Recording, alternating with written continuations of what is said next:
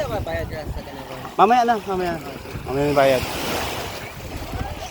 So good morning po ka-beats. Ito yung first group natin.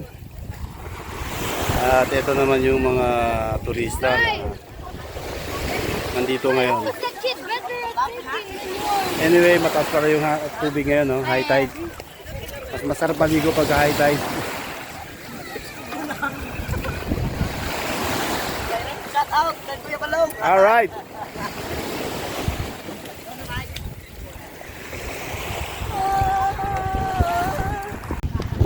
Tara.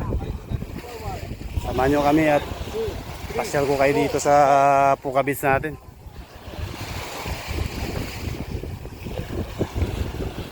Kuya Balong. Yes. Etong pato na to, kawawa naman, wala sumasakay, oh.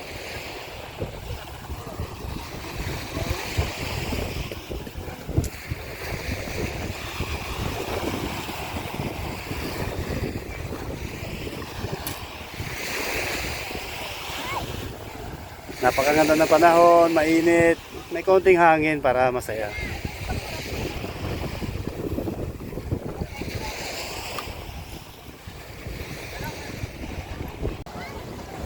Ito na naman, Mayo-Mayo, wala na naman turista. Yung mga kayak dito nakabalandra lang, oh. Dahil wala nang gumagamit.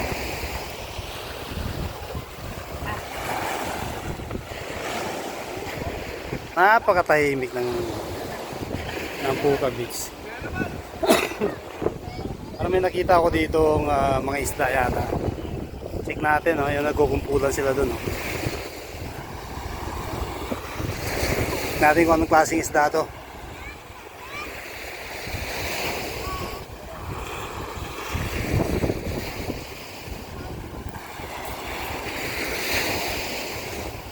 Dami. Malayo pa lang, kitang-kita ko na, oh.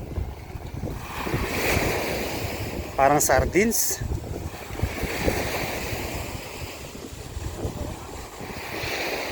Tama, tama nga.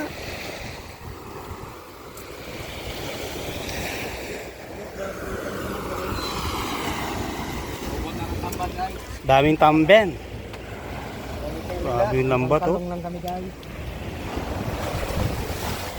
Kalong. Kalong. Ito yung mga expert mong kumuha ng tamban, no? Si Boyet. Magkiboy mo.